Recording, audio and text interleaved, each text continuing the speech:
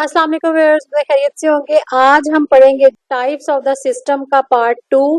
यानी last time हमने पढ़ा था नेचुरल सिस्टम्स और आज हम पढ़ेंगे जी artificial system. Types of the system में ये सेकंड नंबर पे आर्टिफिशियल सिस्टम आता है। इसमें हम देखेंगे डिटेल से कि क्या कौन कौन से आर्टिफिशियल सिस्टम है और किस तरीके से जो है वो काम करते हैं। तो वीडियो में तक हमारे साथ रहिएगा। चैनल पे नए हैं तो चैनल को सब्सक्राइब कर लें, बेल आइकन को ऑल नोटिफिकेशन पे सेट कर लें ताकि हर नई वीडियो आपको सबसे पहले मिले, क्योंकि हम न्यू कोर्स जो है वो कंप्यूटर का वो पढ़ा रहे हैं आपको, जो कि 2025 में एनरोल होने वाले स्टूडेंट जो है वो पढ़ेंगे। हम आपको अभी से जो है वो पढ़ा रहे हैं। अपने फ्रेंड्स के साथ भी शेयर करें ताकि उन तक भी जो है ये न्यू बुक के लेक्चर्स पहुंच सकें टाइमली। तो स्टार्ट करते हैं आज की वीडियो जी। Artificial systems. Artificial systems are created and developed by the people so that they may fulfill the certain functions or address certain issues। यानी आर्टिफिशियल सिस्टम्स कौन से होते हैं? वो क्रिएट किए जाते हैं और डिवेल्प किए जाते हैं लोगों के जरिए, यानी लोग बनाते हैं। जैसा कि नेचुरल सिस्टम में हमने पढ़ा था, वो लोग नहीं बनाते, वो नेचुरली जो है वो बन जाते हैं या किसी न किसी केमिकल रिएक्शन से बन जाते हैं, ऑटोमेटिक वजूद में आते हैं, उसमें लोगों का कोई अमल दखल नहीं होता। लेकिन आर्टिफिशियल सिस्टम के अंदर जो है वो लोग इस सिस्टम को या तो बनाते हैं या क्रिएट करते हैं या डिजाइन करते हैं। और मकसद उसका क्या होता है बनाने का कि दे में फुलफिल द सर्टेन फंक्शंस। जो सिस्टम फिर डिजाइन करते हैं वो क्या है, एक सर्टेन यानी खास किस्म के फंक्शंस जो है वो परफॉर्म कर रहा होता है वो सिस्टम, या कोई खास किस्म के इश्यूज जो होते हैं, प्रॉब्लम्स जो होते हैं, उनको उसमें एड्रेस किया गया होता है, उसको सॉल्व किया गया होता है। These systems can be small as a wheel, यानी इस तरह के जो सिस्टम है वो छोटे से छोटा भी हो सकता है जैसा कि पहिया, और as large as the United Nations, और बहुत बड़ा भी हो सकता है जैसा कि United Nations. Each system is designed very deliberately to perform the task. और हर सिस्टम जो है वो इस तरीके से डिजाइन किया गया होता है कि जो हमारे उस टास्क को परफॉर्म कर सके डेलिबरेटली, यानी बेसिकली बनाया ही उस टास्क को परफॉर्म करने के लिए क्या होता है वो system. Improve the efficiency of the processes, और उन तमाम प्रोसेस की एफिशिएंसी को इम्प्रूव करता है।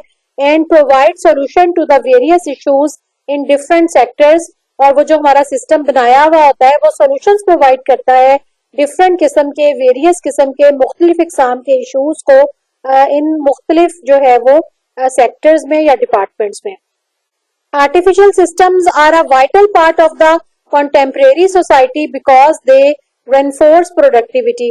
आर्टिफिशियल सिस्टम्स जो है वो एक अहम पार्ट होते हैं। वाइटल का मतलब होता है अहम, अहम हिस्सा होते हैं इस सोसाइटी का हमारी, क्योंकि वो रेनफोर्स करते हैं प्रोडक्टिविटी को। क्योंकि जाहिर है हम कोई जो मैन मेड सिस्टम बनाए जाते हैं वो किसी भी चीज की प्रोडक्टिविटी को इम्प्रूव करने के लिए जो है वो बनाए जाते हैं, सॉल्व कम्प्लेक्स प्रॉब्लम, मुश्किल तरीन प्रॉब्लम्स को हल करने के लिए, and improve the people's wellbeing, और ह्यूमन बीइंग जो है उनके रहने सहने को जो है वो इम्प्रूव करने के लिए बनाए होते हैं। These are the system such as knowledge management system की अब उसके एग्जाम्पल्स आ गई। आप यहाँ पे एग्जाम्पल की हेडिंग भी दे सकते हैं, knowledge management system, engineering achievement systems, and indeed social systems which are the framework of success of human civilization। ठीक है जी, ये different artificial systems की उसने examples the. There are different types of artificial systems, some of which are described below। तो अब हम इन तमाम system जो आर्टिफिशियल हैं उसको डिटेल से डिस्क्राइब करते हैं।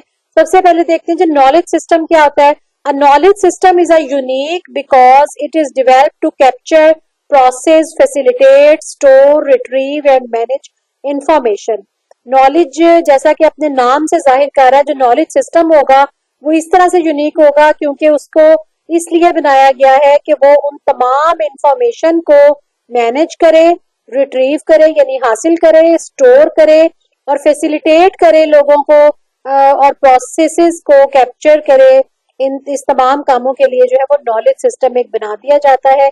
Such system facilitate in managing and utilizing the resources of knowledge effectively for the purpose of the decision making, learning and problem solving।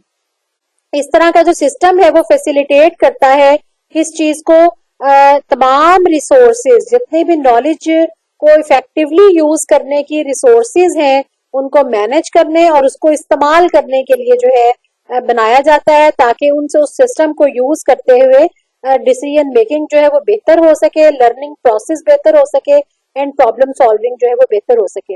अब नॉलेज सिस्टम की आप एग्जांपल आजकल बहुत से लोगों को पता है चैट जीपीटी चल रहा है, उसमें क्या है, उसमें तमाम नॉलेज बेस्ड सिस्टम है, यानी आप कोई भी टॉपिक उसके अंदर लिखेंगे तो चैट जीपीटी क्या करता है, वो मुख्तलिफ किस्म के जो नॉलेज सिस्टम्स हैं कलेक्टिवली सबसे डाटा उठा के जो है वो आपको आपका प्रॉब्लम का सोल्यूशन जो है वो इवन वो भी प्रोवाइड कर देता है। अब नॉलेज सिस्टम के अंदर क्या है जी, मैथमेटिक्स को पहले देखते हैं कि मैथमेटिक्स क्या रोल करता है नॉलेज सिस्टम के अंदर। Mathematics is the field of knowledge which is studied to focus the problem connected to numbers, their amounts, forms, structures and patterns. Right, तो नॉलेज सिस्टम जो भी बना होता है उसमें मैथ्स जो है एक अहम फील्ड है नॉलेज की, जो कि तकरीबन हर तरह के प्रोसेसेस के अंदर जो है वो जरूर उसका इस्तेमाल होता है, और वो किस तरह के प्रॉब्लम को फोकस कर रहा होता है, नंबर्स, उसके amounts, form, structures and patterns को। Logic is the theoretical model consisting of the concepts and strategies और identifying and assessing the rationale. Logic क्या है जी, एक थ्योरी का मॉडल है, यानी आपकी सोच का, आप यूं कह लें कि जो आपने सिस्टम बनाया है उसकी सोच का, उसके फैसले करने का अंदाज है, थ्योरेटिकल मॉडल पे ये डिपेंड करता है, कॉन्सेप्ट्स इसके अंदर होते हैं और स्ट्रेटजीज होती हैं किसी भी चीज को असेस करने की, यानी उसको जो है वो वेरिफिकेशन और असेसिंग करना, ये सारी चीजें इसके अंदर आ जाती हैं। That is why it is a basis of all logical thinking process and practice of critical analysis. जाहिर है जब एक थिंकिंग का इसमें उसमें एक लॉजिक आ गई तो वो क्या है कि वो तमाम बेस प्रोवाइड करती है। लॉजिक जिस तरह से आपने पढ़ा हुआ है ना फिजिक्स में, मैथ्स में, लॉजिक गेट्स होते हैं एंड और नॉट, यानी जिसकी बेस पे हम डिसीजन मेकिंग करते हैं, कंडीशंस को जो है हम ट्राई करते हैं, कंडीशंस को सॉल्व करते हैं, तो ये सारी चीज जो है वो लॉजिक के अंदर आ जाती है। Databases, a database systems can be best described as software for managing data, particularly to enable easy retrieval, management and updating of the data. Database system क्या होता है जी, बेस्ट डिस्क्राइब हम उसको इस तरीके से कर सकते हैं कि ऐसा सॉफ्टवेयर है जो डाटा को मैनेज करता है, खास तौर पर उस किस मकसद के लिए, उसका इजी जो है वो रिट्रीवल के लिए, यानी उसका जब आपको कोई चीज, कोई डाटा चाहिए हो तो इजीली उसको आप रिट्रीव कर सकते हैं, कहां से, डेटाबेस के थ्रू उसको मैनेज बहुत अच्छे तरीके से कर सकते हैं, and updating the data, data को बहुत अच्छे तरीके से अपडेट कर सकते हैं। Some of the examples are relational database management systems like MySQL, while others are NoSQL और database management system like MongoDB। आपने ये नाम कम सुने होंगे, लेकिन आपने जो सबसे ज्यादा नाम सुना होगा माइक्रोसॉफ्ट एक्सेस का सुना होगा। माइक्रोसॉफ्ट एक्सेस भी एक डेटाबेस है जो कि माइक्रोसॉफ्ट कारपोरेशन ने जो है वो ऑफिस के अंदर दी हुई है, जिसमें वर्ड, एक्सेल वगैरह भी आप यूज कर सकते हैं। पूरा पैकेज दिया हुआ है उसके अंदर, माइक्रोसॉफ्ट एक्सेस जो है वो डेटाबेसेस के तौर पे काम आती है। इसमें हम रोज और कॉलम्स को यूज करते हुए जो है वो हम डाटा को सेव कर सकते हैं। ये मैं आपको दिखाती हूँ किस तरह की होती है जी। यहाँ पे आए आप स्टार्ट में, उसमें आ जाए माइक्रोसॉफ्ट ऑफिस और ये माइक्रोसॉफ्ट एक्सेस 2010, इसको मैं ओपन भी करके आपको दिखाती हूँ। इसके डिफरेंट वर्जन्स हैं, आप कोई सा भी जो है वो यूज कर सकते हैं। ये फॉर एग्जांपल ये ब्लैंक डेटाबेस आ गई, मैं आपको बनी हुई एक डेटाबेस दिखाती हूँ जिसमें जो है डाटा भी आपको शो हो रहा हो ताकि आपको आसानी से जो है वो समझ आ सके। डेटाबेस मैंने ओपन की, इसमें देखें ये टेबल्स पड़े होते हैं, ये स्टूडेंट का टेबल है। अब ये देखें यहाँ से ये पहला स्टूडेंट है, यहाँ पे कितना इजी है कि ये रोल नंबर, नेम, यहाँ पे आप लिखते जाएं और वो जो है आपको सेव करता जाता है, क्लासेस भी दिखाता है।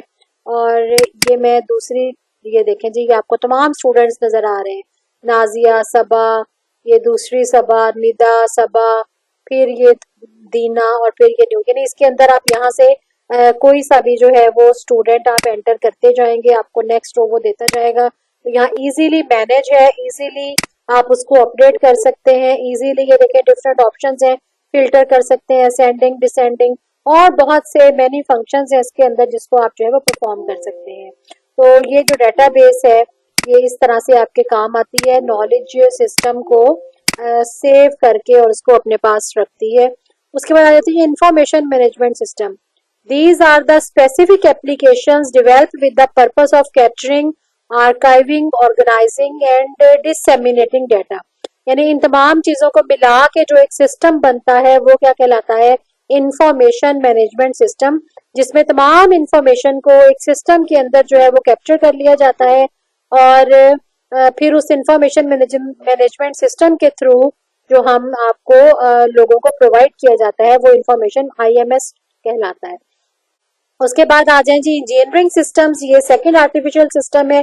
Products developed by engineers are complex framework और devices that apply engineering concept to perform the certain task और solve the technical challenges. Products जो डेवलप की जाती है इंजीनियर्स के थ्रू कम्प्लेक्स फ्रेमवर्क के ऊपर और डिवाइसेस के ऊपर जो है वो तैयार की जाती हैं वो प्रोडक्ट्स, और उनके ऊपर तमाम इंजीनियरिंग के कम्प्लेक्स किस्म के कॉन्सेप्ट्स को जो है वो अप्लाई किया हुआ होता है और उसका मकसद सेम होता है कि जी ये खास किस्म के टास्क को परफॉर्म करने के लिए या टेक्निकल चैलेंजेस को सॉल्व करने के लिए जो है वो इस तरह से इंजीनियर्स जो है वो प्रोडक्ट्स को डेवलप करते हैं। These are some example of how engineers of various types develop system according to their own special knowledge and perspective given to them through their original visions and approaches। तो यहाँ पे आपको कुछ examples हम देते हैं जो कि बहुत सी मुख्तलिफ किस्म की सिस्टम्स हैं जो वो डिजाइन करते हैं अपने स्पेशल नॉलेज और पर्सपेक्टिव के बेस पे, जो कि उनको दिया जाता है उनकी पढ़ाई के दौरान। सबसे पहले हम देखते हैं सिविल इंजीनियरिंग सिस्टम। इसमें है जी concentration on development such as constructing houses, roads, bridges and even maintaining the structures. For instance a structure used to provide a passage over water, valleys और roads is termed as a bridge. यानी civil engineer जो है उनका basically काम क्या होता है? Concentration वो करते हैं कौन से डेवलपमेंट्स के ऊपर, जैसे हाउसेज हो गए, रोड्स, ब्रिजेस और इवन उसको मेंटेन करने के हिसाब से भी सिविल इंजीनियर जो है वो काम कर रहे होते हैं और वो एक स्ट्रक्चर बेसिकली प्रोवाइड करते हैं। और वो एक आम जैसे आप मिस्त्री मजदूर की बात कर लें वो चीज नहीं होती। उन्होंने बहुत सी मेजरमेंट्स लेके और उस हिसाब से, फॉर एग्जांपल एक रोड की अगर हम बात करें तो उसमें मुख्तलिफ जगह से देखें रोड टिल्ट होती है, कहीं से कर्व आती है, तो वो सारी वो क्या है एक्सीडेंट से बचाने के लिए वो तमाम मेजरमेंट्स लेके और उस हिसाब से रोड बनाई जाती है, राइट। मैकेनिकल इंजीनियरिंग सिस्टम को देखते हैं जी। Engage in planning and creating devices that make utilization of the forces from outside to accomplish work. Mechanical में क्या है, तमाम किस्म की मैकेनिक्स आ जाती हैं। उसमें क्या होता है कि वो प्लानिंग करते हैं ऐसे इंजीनियर्स और डिवाइसेस को क्रिएट करते हैं कौन सी कि आपने जो फोर्सेस हैं आउटसाइड से जो काम कर रही होती हैं किसी भी प्रोडक्ट्स के ऊपर, डिवाइसेस के ऊपर, किसी भी मादी चीज के ऊपर, तो उनको यूटिलाइज कैसे बनाया जाता है। फॉर एग्जांपल अगर आप ऊपर से कोई चीज फेंकें फर्श की तरफ छत पे खड़े होके, उसमें जो ग्रेविटी का चक्कर है, जो ग्रेविटी होती है, उन चीजों को मैनेज करके मेजरमेंट्स करके उसको मेजर करके तो फिर उस हिसाब से जो मैकेनिकल प्रोडक्ट्स बनाते हैं अपने किसी भी काम को परफॉर्म करने के लिए। For instance a robotic arm applied in the assembly line for packaging of the products in factories. जैसे फैक्ट्रीज होती हैं उसमें बहुत सा काम होता है, तो वो बजाय इंसानों को खड़ा करने के वो एक रोबोटिक आर्म्स ले लेते हैं और वो उसमें प्रोग्रामिंग फीड कर दी जाती है कि किस तरीके से उसने पैकिंग करनी है। और वो फैक्ट्री के अंदर एक रोबोटिक आर्म जो है वो पैकिंग प्रोडक्ट्स की कर रहा होता है। उसके बाद क्या है जी, chemical engineering system focuses on converting raw material into useful products through chemical processes. यानी जितना भी केमिकल रिएक्शंस, केमिकल प्रोडक्ट्स बनती हैं वो कौन बनाते हैं जी? केमिकल इंजीनियरिंग सिस्टम्स के अंदर इंजीनियर्स बनाते हैं जो केमिकल इंजीनियर्स होते हैं। और वो किस चीज पे फोकस कर रहे होते हैं? रॉ मटेरियल्स लेके और उसको यूजफुल प्रोडक्ट बनाने में। जैसे हमने लास्ट टाइम डिस्कस किया था H2O पानी का, कि उसमें हाइड्रोजन और ऑक्सीजन को अगर मिलाया जाए तो केमिकल रिएक्शन के नतीजे में क्या है, H2O यानी पानी बन जाता है। इसी तरह से कंसीडरिंग इंटरनल मॉलिक्यूलर इंटरेक्शन वो कंसीडर करते हुए केमिकल प्रोसेसेस को ओकर करवाते हैं। For example a water treatment plant that purifies water using chemical process like coagulation and filtration. यानी केमिकल इंजीनियरिंग सिस्टम कैसा है, फिल्ट्रेशन प्लांट जो लगते हैं उसमें जो है वो केमिकल प्रोसेस के थ्रू करवा के उसको और आपको एक साफ पानी जो है वो प्योरीफाई वाटर प्रोवाइड किया जाता है। उसके बाद आ जाए जी electrical engineering system involves the study and application of the electricity electronics and electromagnetism to develop the electrical systems. For example, a home automation system that controls lighting, heating and security using a smartphone app. यानी electrical engineers क्या करते हैं, ऐसे system बनाते हैं जिसमें study और उसकी एप्लीकेशन होती है इलेक्ट्रिसिटी की और इलेक्ट्रॉनिक्स की, और तीन चीजें यानी इलेक्ट्रोमैग्नेटिज्म भी साथ मिलके डेवलप करते हैं इलेक्ट्रिकल सिस्टम। इसकी बहुत अच्छी एग्जांपल आजकल जो है वो तकरीबन हर 10वें घर में जो है वो ऑटोमेशन सिस्टम लगा हुआ है। मोस्टली बाहर तो तकरीबन हर घर में लगा होता है। पाकिस्तान में भी अब बहुत से लोग जो है वो यूज करने लगे हैं कि बैठे बैठे जो है वो आप कोई अपनी वॉइस कमांड दें या कोई भी कमांड किसी भी किस्म की दें तो आपका पूरा सिस्टम जो है वो वर्क कर जाता है। आप घर पे ना हो, मोबाइल के थ्रू आप अपनी अगर मोटर चल रही है वो बंद कर सकते हैं, चला सकते हैं, अपना जो गेट है वो खोल सकते हैं। लाइटिंग सिस्टम जो है, हीटिंग सिस्टम जो है, ये सारा ऑटोमेट किया हुआ होता है आजकल जो है वो। लेकिन वो किसके थ्रू होता है, इलेक्ट्रिकल इंजीनियरिंग सिस्टम्स उसमें यूज होते हैं। This system uses electric signals and powers to operate various home appliances and systems remotely. जैसे अभी मैंने आपको बताया कि आप बाहर होते हुए अपने मोबाइल से भी अपने इलेक्ट्रिकल चीजों को जो है वो यूज कर सकते हैं थ्रू एनी कमांड। उसके बाद है जी software engineering system is the process of designing, developing and maintaining software to perform certain task और एडिकेटिंग एरर्स। यानी सॉफ्टवेयर इंजीनियरिंग सिस्टम में कौन से डिजाइन किए जाते हैं ऐसे जो कि मुख्तलिफ किस्म के सॉफ्टवेयर होते हैं जो मुख्तलिफ कामों को सर अंजाम देने के लिए बनाए जाते हैं, एरर्स को रिमूव करने के लिए बनाए जाते हैं। For instance an online tool assisting a library in tracking books user as well as stocks in their possession. यानी इसमें उसने एग्जांपल क्या दी कि एक ऑनलाइन लाइब्रेरी की दी कि आप घर बैठे और लाइब्रेरी को विजिट किए बगैर आप लाइब्रेरी का सॉफ्टवेयर यूज करें अपने मोबाइल पे, अपने लैपटॉप पे, और घर बैठे बुक्स को ट्रैक कर सकते हैं। और इवन जो लाइब्रेरी को मैनेज कर रहा है वो भी उस अपने स्टॉक को घर बैठ के जो है वो रिमोटली जो है उसको मैनेज कर सकते हैं। आर्टिफिशियल इंजीनियरिंग सिस्टम की एक एग्जांपल दी हुई जी, the metro train system in Lahore is an artificial system created for efficient transportation. अब मेट्रो ट्रेन का सिस्टम क्या है जी, बहुत से लोगों ने देखा होगा उसमें जो है वो स्क्रीन्स लगी होती हैं, वहां आप कार्ड स्कैन करते हैं। वहां पे अगर ना भी अव्वल तो वो कंडक्टर खड़ा हुआ होता है जिसके पास कार्ड नहीं होता वो उसको या तो कार्ड प्रोवाइड करता है या उनको मैनुअल टिकट दे देता है। रेलवे सिस्टम है consist of tracks, train, stations and control systems that transport people between locations. The first electric traffic light were built in Cleveland Ohio in 1914। अच्छा, इस किस्म की जो इन्फॉर्मेशन है ये आपने एमसीक्यू के लिए बहुत अच्छे तरीके से तैयार कर लेनी है कि पहली जो ट्रैफिक लाइट है वो कब बिल्ट हुई थी, क्लेवलैंड में हुई थी और 1914 में हुई थी। AI system such as Siri and Alexa, ये आपने सुना होगा अपने मोबाइल के ऊपर सीरी एंड अलेक्सा होते हैं, आप उनसे क्वेश्चनिंग कर सकते हैं। Can recognise and respond to the human speech. These examples demonstrate how computer systems may interact with humans naturally through complicated algorithm and data processing.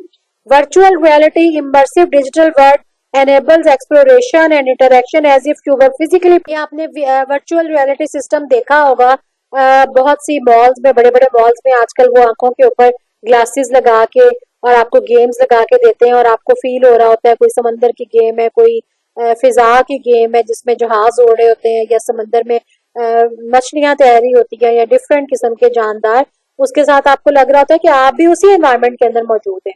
तो वो क्या है जी, वर्चुअल रियलिटी, यानी जिसकी फिजिकल प्रेजेंस ना हो, ओनली वर्चुअल जो है प्रेजेंस हो, तो वो वर्चुअल रियलिटी कहलाता है। उसके बाद आ जाए जी social systems. Social systems refer to the structured framework established by individuals to effectively handle social interaction, organizational governance, and communal endeavors. The basic goal of these systems is to maintain order, provide services, and facilitate the social connections.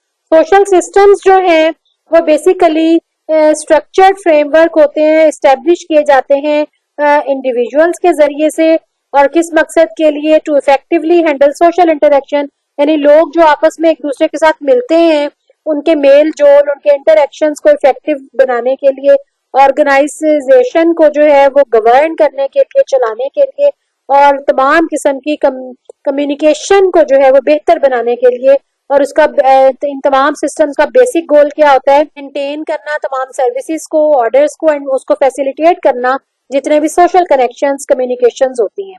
इसमें से कौन कौन सी आ जाती हैं जी? Academic institutions are the entities that provide the educational services to the students, college, schools and universities are the example of educational institutions that provide the instruction via the use of administrative, teaching and sports staff।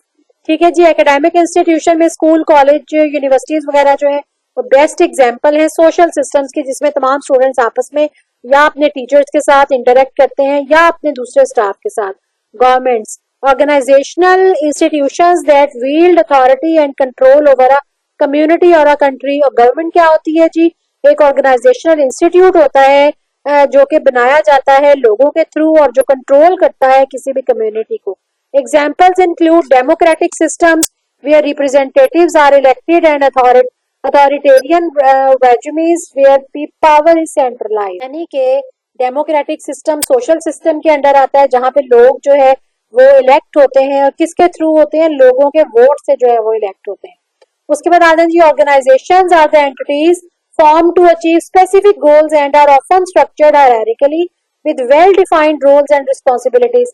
यानी जितने भी organisations हैं, चाहे वो छोटी हैं चाहे वो बड़ी हैं, उसमें क्या होता है? एंटिटीज होती हैं, कौन कौन सी डिफरेंट रोल्स होते हैं लोगों के। कोई मैनेजर है, कोई डिप्टी मैनेजर है, कोई सीईओ है, कोई आम वर्कर है। तो इस तरह से वो तमाम मिलके एक हायरार्की बनाते हैं और उनमें बहुत वेल डिफाइंड रोल होते हैं, रिस्पॉन्सिबिलिटीज होती हैं हर रोल की, हर पर्सन की। Examples include calculations like Apple and non profit organisation such as Edhi foundation. अब ये देखिए, जितने भी आपकी ऑर्गेनाइजेशन है उसमें सब ऐसा ही है कि सब अपना अपना जो है वो काम कर रहे होते हैं और मुख्तलिफ किस्म के रोल्स उनके जिम्मे, मुख्तलिफ किस्म की जिम्मेदारियां होती हैं। ठीक है जी। ये आर्टिफिशियल सिस्टम की आपको डायग्राम भी नजर आ गई, ये एकेडमिक की आ गई, ये ब्रिज की आ गई और ये मैथमेटिक्स की एज अ नॉलेज सिस्टम आ गई। तो उम्मीद है आपको लेक्चर समझ में आया होगा। अगर फिर भी किसी टॉपिक में, किसी कॉन्सेप्ट में कोई प्रॉब्लम है तो आप हमें मैसेज में पूछ सकते हैं, हम इंशाल्लाह आपको उसके बारे में गाइड करेंगे। अपने फ्रेंड्स के साथ शेयर करना मत भूलिएगा ताकि वो भी टाइमली लेक्चर ले सकें और लेक्चर लेके जो है वो अपना पढ़ाई जारी रख सके, क्योंकि मार्केट में अभी तक बुक्स नहीं आई। आपके लिए सदका जारिया साबित होगा। नेक्स्ट वीडियो तक अल्लाह हाफिज।